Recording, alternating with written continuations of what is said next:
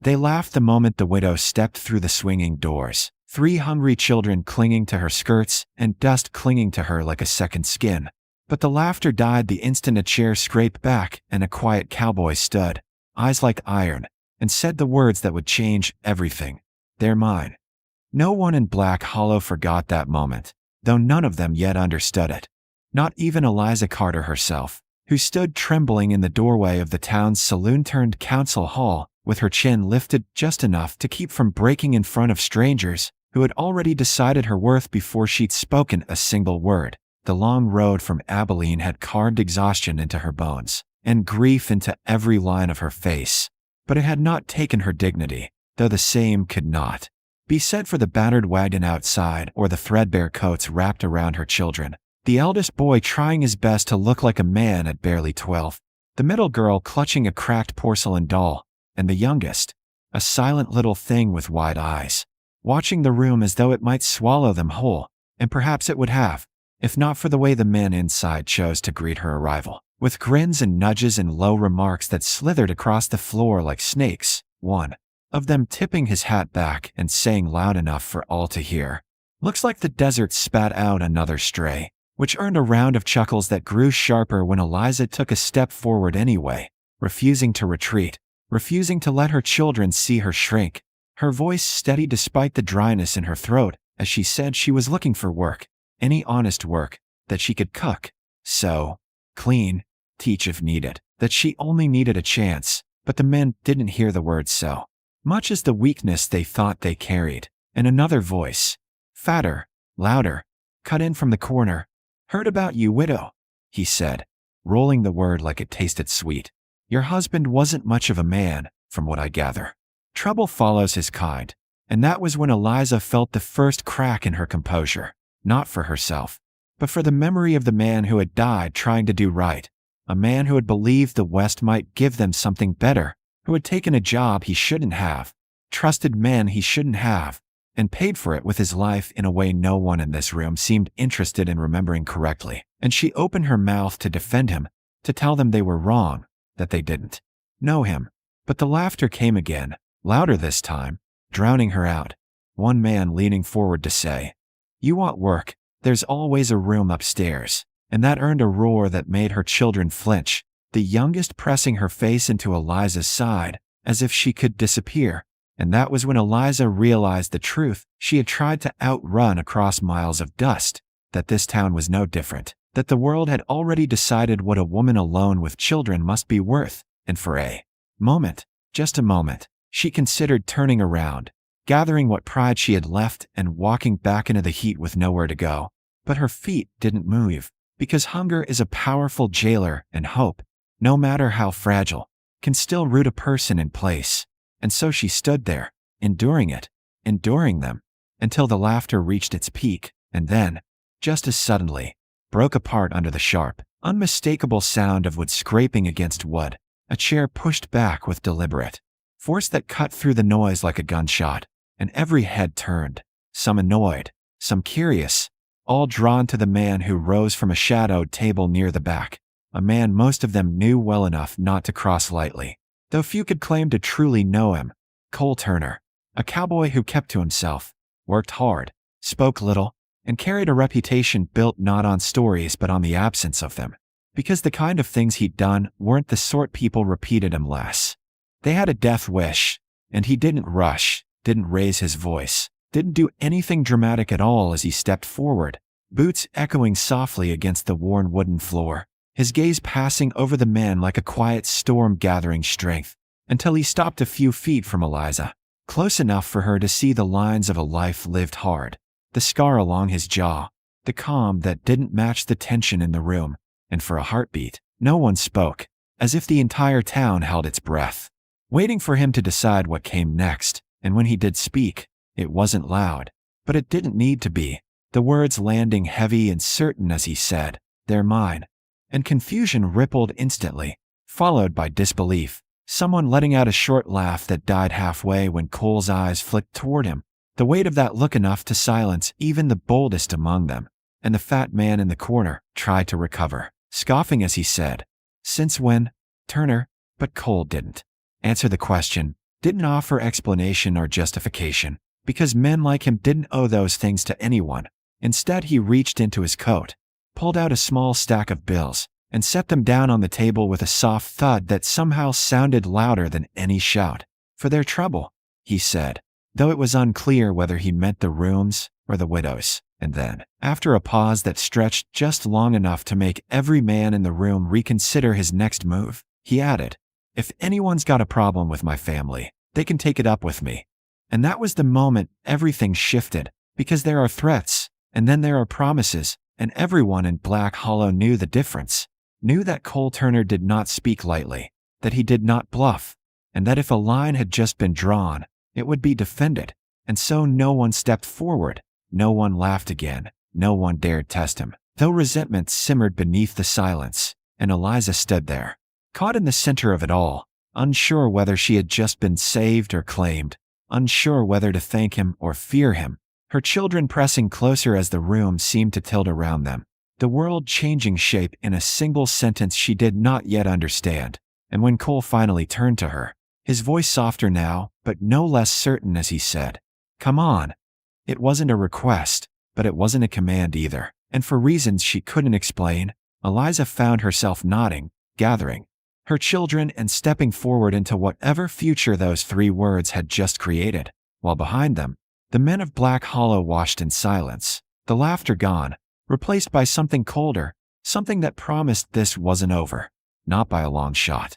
The truth about that moment, the one where a cowboy claimed a widow and her children in a room full of men who had already judged them, didn't settle easily, not in the town of Black Hollow, and certainly not in Eliza Carter's mind, because as Cole Turner led them out of that building and into the fading gold of the late afternoon, past the curious stares and whispered rumors already beginning to spread like wildfire, she couldn't decide whether she had just stepped into safety or into another kind of danger, one that came dressed in quiet words and steady hands instead of loud cruelty. And the children stayed close, the eldest boy walking half a step ahead now, as if trying to prove himself worthy of whatever this new situation demanded, his eyes flicking constantly to Cole, measuring him, weighing him, while the middle girl clutched her doll tighter and the youngest refused to let go of Eliza's skirt. And Cole didn't say much as they reached the wagon, didn't offer explanations or reassurances, just lifted the smallest child up with surprising gentleness, as if he'd done it 100 times before, then helped the others climb in before taking the reins, his movements efficient, practiced, and as they rode out of town toward the low hills beyond, Eliza finally found her voice, quiet but firm despite the uncertainty coiling in her chest as she said, "You shouldn't have done that." And Cole glanced at her briefly, not offended, not surprised, just acknowledging the weight of her words before answering. Someone had to, which wasn't an explanation, not really, and she pressed further, because she had learned the hard way that silence hides too much. "You told them we're yours," she said. "Why?" And for a long moment, the only answer was the creak of the wagon wheels and the wind brushing across the dry land, until finally he spoke again. "Because they'd leave you alone if they believed it." And that answer, simple as it was, didn't settle things the way it should have, because there was something beneath it, something unspoken that Eliza could feel but not yet name. And when she asked, "And do you?" he didn't answer at all, just flicked the reins lightly and guided the horses onward. And that silence said more than any words could, because it told her this wasn't just about one moment in a crowded room. It was about something older, something heavier, something tied to the past she had been trying to outrun since the day her husband died. And by the time the ranch came into view, a stretch of land carved out of stubborn earth, with a weathered house, a small barn, and fences that spoke of hard work rather than wealth. The sun was already dipping low, casting long shadows that seemed to stretch toward them like unanswered questions, and Cole helped them down without ceremony, showing them inside with a brief nod, as if it were the most natural thing in the world, the house simple but clean, carrying the quiet emptiness of a place lived in by one person for too long. And Eliza stood there for a moment, taking it in, trying to decide whether this was refuge or just a pause before something worse, while the children wandered cautiously, curiosity beginning to replace fear in their eyes. And it wasn't until the door closed behind them that she turned to him again, this time not asking, but demanding. I need the truth. And something in her tone must have struck him, because he didn't deflect this time, didn't look away. Instead, he leaned against the table, arms crossed, and said, "Your husband, Thomas Carter." And the name hit her like a blow, because no one in that town had spoken it with anything but contempt, and hearing it spoken plainly, without mockery, made her chest tighten. "You knew him," she said, and it wasn't a question, and Cole nodded once, slow, deliberate. "Rode with him," he said, "years back." And just like that, the air in the room shifted, the pieces beginning to fall into place in ways she wasn't ready for. "Then you know what they're saying about him is a lie," she said quickly, almost desperately, as if needing him to confirm it would make it real, and Cole's jaw tightened slightly before he answered. "Some of it is," which wasn't the clean denial she wanted, and she felt anger spark through her exhaustion. "Some of it," she repeated, and that was when he straightened, pushing himself off the table as if bracing for something heavier. "He wasn't a thief," Cole said, "not the way they say," and relief flickered in her chest, brief and fragile, before he continued. "But he got mixed up with men who were," and that relief shattered just as quickly. "No," she said, shaking her head. "He wouldn't." But Cole cut in, not harshly, just firmly. "He didn't start that way," he said. "He tried to do right." And there was something in his voice now, something that sounded almost like respect or regret. "That's what got him killed." And the words landed hard, heavier than anything she'd carried across the miles, because they confirmed the thing she had feared but never known for certain, that her husband's death hadn't been an accident, hadn't been bad luck, but something deliberate, something chosen by men who didn't want to be crossed. "Who?"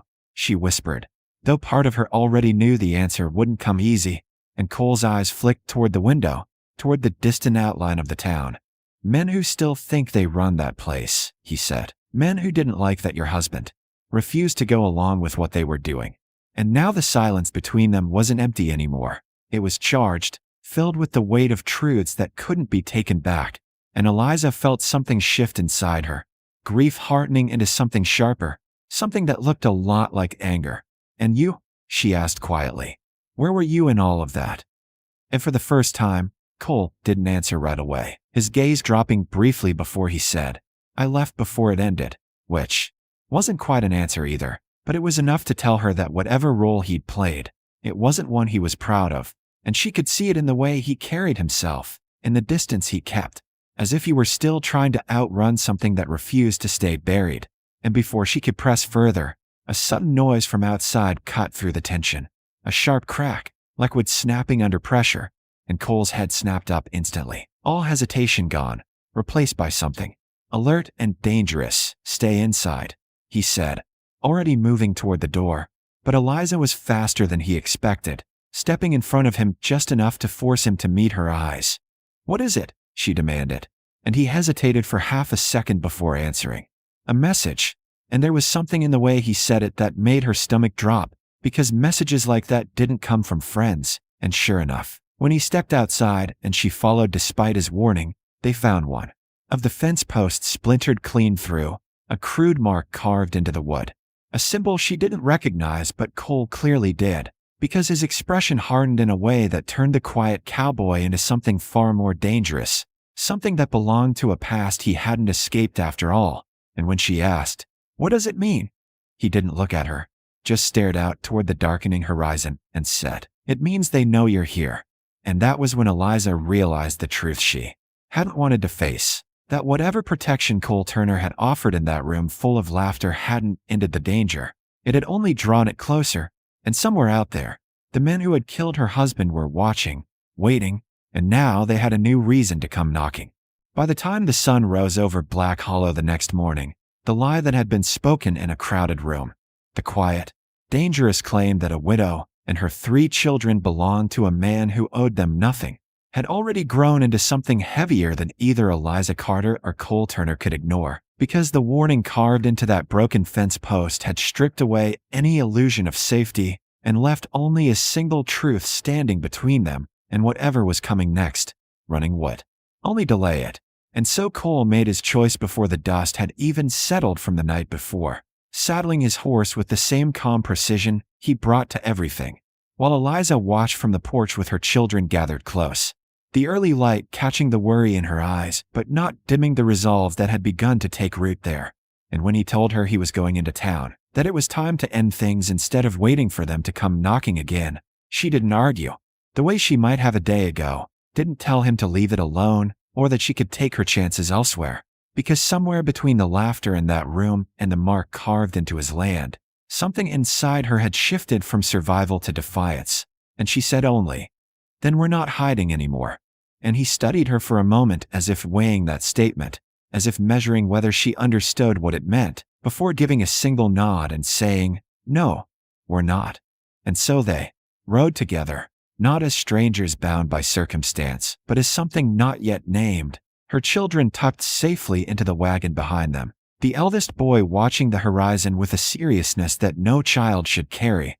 And when Black Hollow came into view again, it didn't feel like a place of opportunity or even judgment anymore.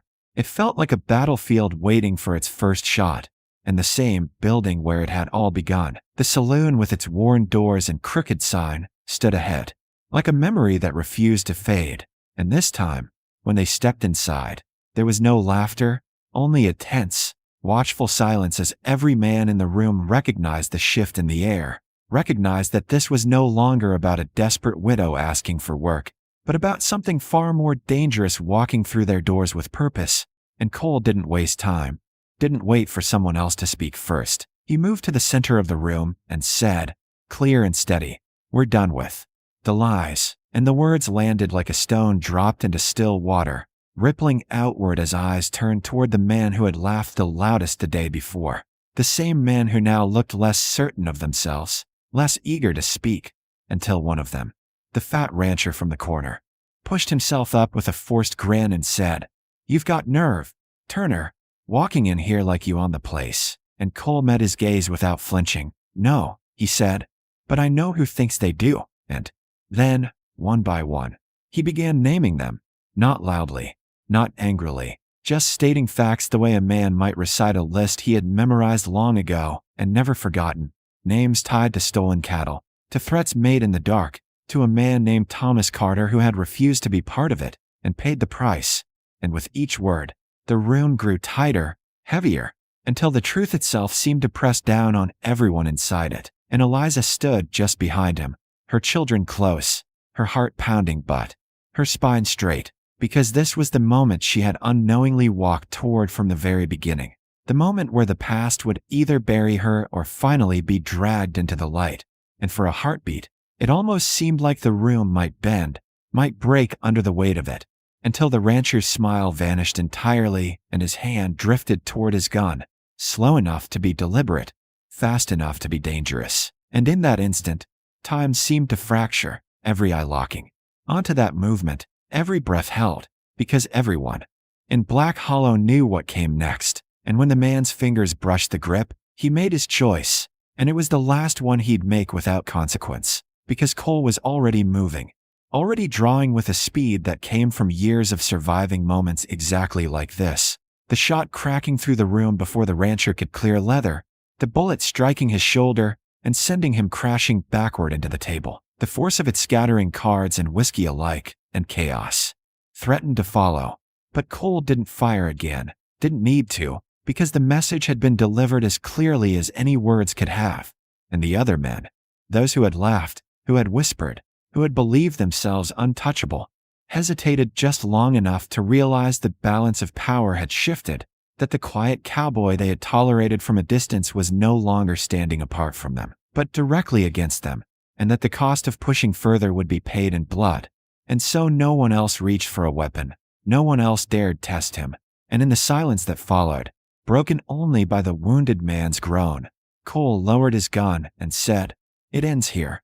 And this time, no one laughed, no one argued, because some truths don't need agreement. They only need to be spoken in the right moment by the right man. And slowly, almost reluctantly, the room seemed to accept it. The weight of what had been hidden finally too heavy to ignore. And when Cole turned back to Eliza, the hardness in his expression softened just enough to reveal something else beneath it. Something that hadn't been there when he first spoke those 3 words. "You don't have to stay." he said quietly, giving her an out he hadn't offered before, a choice instead of a shield. And Eliza looked at him, really looked this time, at the man who had stepped into her life with a lie and turned it into something stronger than truth, at the man who had carried guilt and chosen to make it right, at the man her children were already watching with something dangerously close to trust. And she shook her head, a small motion that carried more certainty than anything she had said before. "We already are," she replied. And in that moment, the words he had spoken in a room full of laughter stopped being a lie entirely, becoming something real, something chosen. And as they stepped back out into the light of a town that would never look at them the same way again, it wasn't fear that followed them anymore, but a quiet understanding that the widow who had once stood alone had found something far stronger than protection, and the cowboy who had claimed a family to silence a room had, without meaning to, finally found one worth fighting for.